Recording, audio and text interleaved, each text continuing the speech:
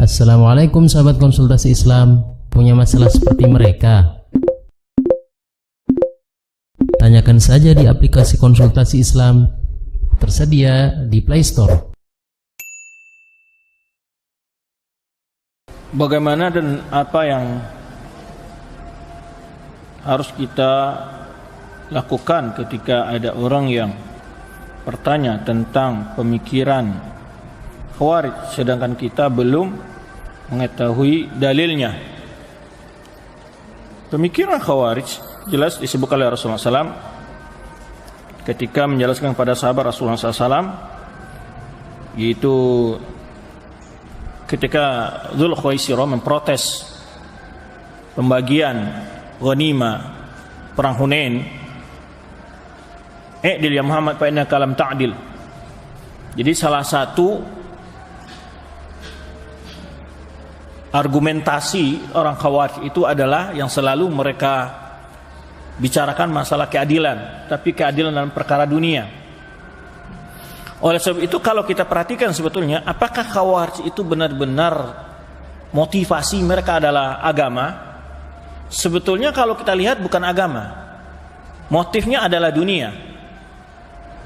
Karena awal kecemburuan dan protesnya kepada Rasulullah SAW bermasalah dalam urusan dunia, ghanimah. Oleh sebab itu kalau kita lihat pula hadis-hadis Rasulullah SAW yang memerintahkan kita untuk bersabar dengan kezaliman penguasa yang memakan harta negara secara zalim, itu urusan dunia.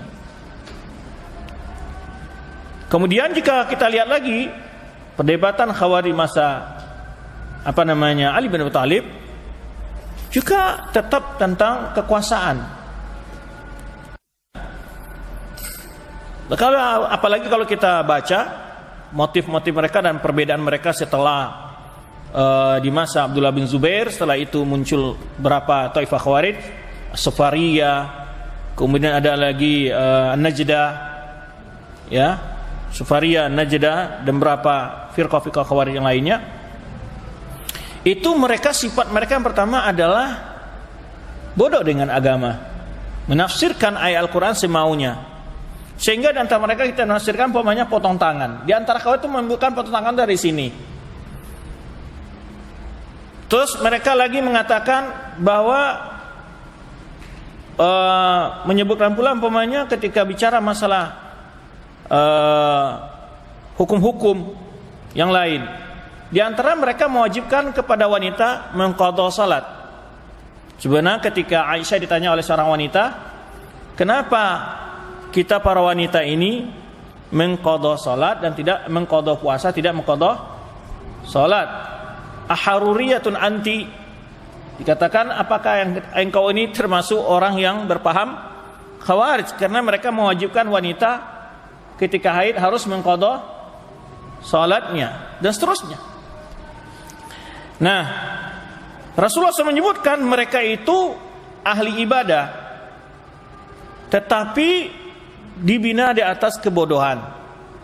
Maka kata pada sahabat disebutkan oleh Rasulullah SAW, tahqiruna salatakum ma'a salatihim, wa qira'atakum ma'a qira'atihim, wa siyamakum ma'a siyamihim. Kama qala sallallahu alaihi wasallam, kalian akan merasa minder kalau melihat ibadah mereka, bacaan Qur'annya, salatnya, puasanya. Dan Ibnu Abbas juga menceritakan ketika datang ke Nahrawan memberikan nasihat kepada orang Khawarij, berdebat orang Khawarij, Ibnu Abbas menceritakan sebelum sampai ke tempat mereka itu dari jauh sudah kedengaran seperti suara lebah karena mereka membaca Al-Quran. Setelah sampai dekat mereka, Ibnu Abbas melihat, dan rawi juga menceritakan, muka mereka itu pucat kuning karena kurang tidur qiyamul lail. Kemudian juga lutut-lutut mereka itu menghitam karena sering ruku dan sujudnya mereka, begitu. Tapi ini bukan berarti dijadikan kalau orang keningnya hitam itu ciri Khawarij. Nah, ini juga pemahaman yang ngawur dalam mengambil istishhad di sini. Yang dimaksud di sini bukan dilarang rajin beribadah dengan atas kebodohan. Tapi ada pula orang di negeri ini, ya, sakingnya Allah sesatkan di atas ilmu, dia katakan ciri Khawarij itu adalah orang rajin baca Quran, yang rajin ke masjid, Kalau begitu kenapa sahabat nggak jadi khawarij semua? Sahabat kan rajin baca Quran, ya kan? Lihat ujung hadisnya. Yaqra'una al-Quran la yujawizu hanajirahum, dalam riwayat taraqiyahum. Mereka membaca Al-Quran tapi nggak paham, nggak lewat kerongkongannya. Di sini syahidnya, bukan disalahkan kalau rajin ke masjid itu ciri khawarij, bukan gitu. Ini ngawur ini orang seperti ini. Yang dimaksud di sini adalah di mana dasar ibadah mereka tidak berdasarkan ilmu. Ini enggak malah ngawur ngambil dalil wah khawarij itu cirinya rajin ke masjid, rajin baca Quran, hafal Quran. Ini betul-betul memang ya. Kalau kita mau mengucapkan suatu kata yang sangat kasar, dia berhak untuk kata yang paling kasar diberikan kepada dia orang ini. Ya. Yang membuat statement-statement kebodohan atau bahasa sebagai orang kedunguan. Ya. Jadi khawarij itu pertama adalah intinya mereka tidak belajar ilmu. Mereka tidak mau belajar kepada ulama yang ada di zaman mereka, itu para sahabat. Mereka ingin memahami dalil dengan selain otak mereka sendiri. Maka kuncinya orang yang mentakwil, orang yang cinta bid'ah itu mudah masuk. Maka mereka menafsirkan firman Allah SWT, wa man lam yahkum bima anzalallahu fala yahkumul kafirun. Itu dikatakan pada siapa? Bukan kepada pemerintah hari ini, kepada Ali bin Abi Thalib yang sudah dijamin masuk surga oleh Rasulullah SAW. Dikafirkan itu Ali bin Thalib oleh mereka. Hakamar rijal fi kitabillah, kata dia, kata orang Khawarij. Dia telah mendahulukan hukum manusia di atas kitab Allah, katanya. Bayangkan sama antum. Merasa lebih pede dari Ali bin Abi Thalib dia. Enggak ada rasa malunya. Yang di mana situ banyak sahabat-sahabat lain yang kibar, menganggap pemikiran mereka lebih tepat. Oleh sebab itu dakwah yang tidak mengajak umat ini kepada pemaham sahabat, itu cikal bakal lahirnya Khawarij di kelompok itu. Yakin. Dakwah yang tidak mengajak umat ini memahami agama sesuai pemahaman para sahabat, cikal bakal dalam kelompok itu akan lahir Khawarij. Ya, dan sangat mudah dipengaruhi oleh Khawarij. Dakwah yang mengajak memahami ayat Al-Quran, hadis sesuai pemahaman sahabat, ini satu-satu jalan menyelamatkan umat ini dari pemahaman Khawarij. Karena Khawarij itu pertama dia punya taktik gini, menjauhkan umat dari ulama. Dan ini sama dengan konsep-konsep orang liberal lah. Kenapa tujuannya ingin menjauhkan umat dari ulama dulu? Ya, kalau antum lihat ya, Khawarij kontemporer sekarang itu mereka mengkafirkan Syekh bin Baz, mengkafirkan para ulama-ulama Saudi dikafirkan oleh. Tapi anehnya ada pula orang negeri mengatakan bahwa Saudi itulah sarang teroris. Sedangkan orang Khawarij zaman sekarang mengkafirkan para ulama Saudi, mengkafirkan pemerintah Saudi. Dan ada satu majalah di negeri kita ini mengatakan bahwa pemerintah menusuk satu terah dengan Yahudi. Itu ada majalahnya. Ini orang ini nggak tahu ya gimana dia bisa mengatakan kalimat itu keluar dari, ya apakah itu yang buntutnya pun pindah ke mulutnya atau nggak tahu kita itu. Itu. Ya. Karena yang keluar dari mulutnya itu kotor gitu loh. Ya. Yang keluar dari mulutnya kotor. Tidak sesuai dengan fakta sedikit pun. Mana ada orang Khawarij ya mengakui pemerintah Saudi aja dikafirkan oleh dia. Apalagi pemerintahan di luar selain Saudi. Kok mengatakan Khawarij itu lahir di Saudi? Makanya insya Allah kita akan bongkar benang merah, mata rantai pemikiran Khawarij yang di Indonesia di mana diambil. Banyak orang nggak tahu. Lihat referensi mereka, ya. Oh, mereka memang dikatakan ada mengambil sebagian dari kitab-kitab Muhammad. Jangankah kitab Muhammad, ayat Al-Quran saja mereka salah memahami. Coba cek kitab-kitab ini mereka dalilkan, itu mereka potong-potong dan mereka ambil. Dan mereka membawakan perkataan-perkataan itu kepada zaman sekarang. Padahal tidak bermaksud demikian. Sama dengan menafsirkan ayat sama menafsirkan hadis. Kalau ayat Al-Quran dan hadis saja juga salah dipahami mereka, apalagi perkataan ulama. Dia katakan man mata wa laisa alai bai'a fa mata maitatan jahiliyah. Orang mati tidak bayar imam kafir, mati jahiliyah. Gimana kan tentang hadis itu? Ayat Al-Quran, wa man lam yahkum bima anzalallahu fa ulaika humul kafirun. Orang yang menjalankan hukum Allah kafir. Tapi semau-maunya mereka menafsirkan ayat dan hadis-hadis begitu. Nah, kalau orang tidak belajar manhaj salaf, jauh dari pemahaman salaf, ini adalah sangat mudah dipahami oleh Khawarij. Coba sekarang dikatakan oleh dia, apa mana ayat ini katanya? Kita gampang membalikkan. Apakah setiap orang tidak menjalankan hukum Allah itu kafir? Ketika orang durhaka kepada Allah, kepada orang tuanya, menjalankan hukum Allah enggak? Orang mencuri menjalankan hukum Allah enggak? Tidak, kafir. Maka ada rinciannya, tafsilnya di sini. Ya, buktinya Allah tidak mengkafirkan pezina, tidak mengkafirkan orang pezina jalan hukum Allah enggak? Kan enggak, orang makan riba enggak. Tak dikafirkan, tidak menjalankan hukum Allah. Bahkan ayat itu bisa kepada mereka sendiri, kamu sendiri. Menjalankan hukum Allah enggak? Ketika melakukan bom bunuh diri, ketika mengkafirkan orang seenaknya, menjalankan hukum Allah enggak? Lah kalau orang dulu, kawan dulu mengkafirkan Ali bin Abi Thalib, loh siapa kita hari ini dengan banding dengan Ali bin Abi Thalib? Mereka apa enggak keberani mengkafirkan kita? Pastilah. Nah, kalau sebab itu konsep aliran sesat itu semua aliran sesat, tidak ada kecuali menjauhkan orang dari pemahaman salaf. Itu konsep semua itu. Antum pakai apa saja antum lacak semua pemahaman yang menyimpang dalam Islam, konsepnya menjauhkan orang dari pemahaman salaf. Itu nggak ada bedanya. Itu kunci itu. Kalau kita ingin selamat dari berbagai aliran-aliran menyimpang, tidak ada cara lain kecuali kembali kepada pemahaman salaf. Itu kunci, nggak ada yang lain. Maka oleh sebab itu kita harus belajar bagaimana para sahabat, para tabi'in yang dikemukakan para ulama-ulama Islam dalam kitab-kitab mereka. Ini jadi Khawarij cirinya adalah pertama gulu, berlebih-lebihan. Ya, baik dalam ibadah maupun dalam yang lainnya. Diciri mereka gulu.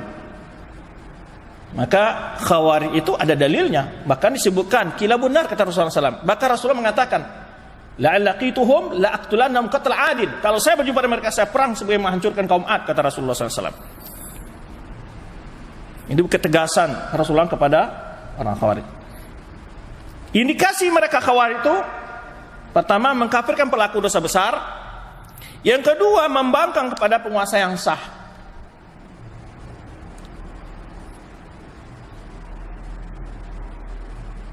Ya. Nah, berbeda antara membangkang dengan menolak sebuah keputusan tidak sesuai dengan Al-Quran itu beda lagi. Ya. Bukan pula berarti umat ini diajak taat kepada penguasa, taat buta juga tidak. Karena Rasulullah mengatakan la ta'ata lil makhluq bi ma'siyatil khaliq. Tidak boleh taat kepada makhluk dalam bersyariat kepada Allah. Tetapi Rasulullah SAW ketika ditanya ada pemimpin-pemimpin yang zalim, sahabat bertanya, apalan diribuhum bisayf? Kenapa kita tidak perangi mereka? Bolehkah kita perangi mereka dengan pedang ya Rasulullah? Apa kata Rasulullah? La ma'aqamu fikumus shalah. Jangan selama mereka masih memberikan kesempatan untuk sholat untuk kalian. Itu sudah bagian terakhir. Bayangkan. Ya, jadi masalahnya gini, banyak yang berbicara tentang teroris ini tidak memahami doktrin mereka dan tidak mengenal paham mereka dan tidak mengenal sejarah mereka, lalu ikut ngomong. Lalu berdasarkan karena sama referensi itu sama mereka semudahnya. Kalau antum tahu mereka orang teroris di Indonesia itu kontradiksi. Kebetulan karena lagi akan ada insyaallah tabligh akbar yang lewat Zoom malam Jumat malam. Ana hari ini membaca-baca referensi. Itu dari satu sisi mereka menciplak pendapat-pendapat ulama yang mendukung pendapat mereka. Di sisi lain mereka justru menyesalkan ulama tadi. Tak lucu mereka. Kemudian semua ahlul bidah, ini yang kedua ciri ahlul bidah itu adalah suka memotong-motong pemahaman dalil atau ungkapan ulama. Jadi dalil itu separuh diambil, tidak diteruskan. Ini ciri ahlul bidah semua itu. Semua ahlul bidah pasti itu. Yu'minun bi ba'dil kitab wa yakfurun bi ba'd. Mereka ambil sebagian, yang lainnya tidak. Begitu pula ungkapan ulama. Syekh Muhammad Wahab betapa banyaknya dia menyebutkan dalam risalahnya Shakhsiyah ini, menyebutkan orang menuduh saya mengkafir kamu, saya tidak mengkafirkan orang pelaku dosa besar. Or saya tidak membolehkan orang kurut kepada pemerintah. Banyak sekali ungkapan-ungkapannya. Tapi mereka pilih yang mungkin ungkapan-ungkapan itu untuk disetir, untuk ditakwil, untuk dikembangkan yang mujmal. Nah, itu teori. Dan semua alus sesat begitu memang. Pasti ngambil sepotong, tidak menyampaikan ayatnya. Semua orang ingkar sifat Allah menyebutkan laisa kamitslihi syai', sampai di situ dia berhenti dia. Allah tidak mirip dengan apa-apapun. Kalau kita katakan Allah punya mendengar, melihat, Allah seperti makhluk. Sudah begitu dia. Padahal ujung ayatnya wa huwas samiul basir. Gitu. Dan itu teori semua ahlul bidah begitu. Maka antum kalau ingin melacak pemikiran ahlul bidah itu, kembali kepada nas-nas yang dia nukil, hadis-hadis yang dia nukil, atau perkataan ulama yang dinukil, antum kembali referensinya itu, baca. Akan ditemukan bahwa dia telah melakukan manipulasi penjelasan teorinya gitu. Karena kebetulan yang mengatakan bahwa mereka mengambil pemahaman dari Durrassaniyah itu, saya punya kitabnya lengkap, saya punya semuanya. Dirujuk kepada kitab tersebut, nggak ada ketemu di situ sama sekali. Tapi mereka sengaja memutus-mutus. Gitu. Maka teori apapun ahlul bidah, kalau dia menyebutkan sebuah ayat atau hadis, antum baca ayat itu dan baca tafsir para ulama. Hadis juga begitu, antum kembali baca syarah hadis tersebut, akan ketemu di mana mereka mempermainkan dalil itu. Demikian pula ungkapan para ulama. Loh, kenapa yang dijadi permasalahan Muhammad Wahab saja ketika mereka menukil? Mereka juga menukil perkataan sahabat kok. Mereka juga menukil perkataan tabi'in kok.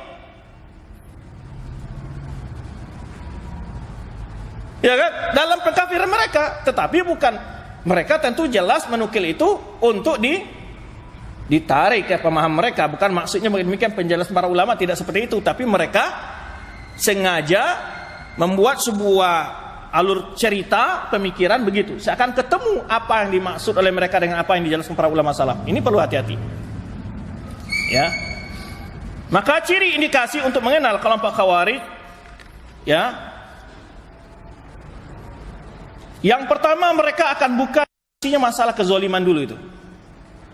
Sebenarnya kita sebutkan tadi satu indikasi yang kata Azil Khusairah memakai masalah i'dil fa inna kalam ta'dil. Lalu setelah itu Rasulullah menyebutkan, saya khruju min did hadza qaumun tahqiruna salatakum ma'a salatihim wa qiyamakum ma'a qiyamihim wa qira'atakum ma'a qira'atihim.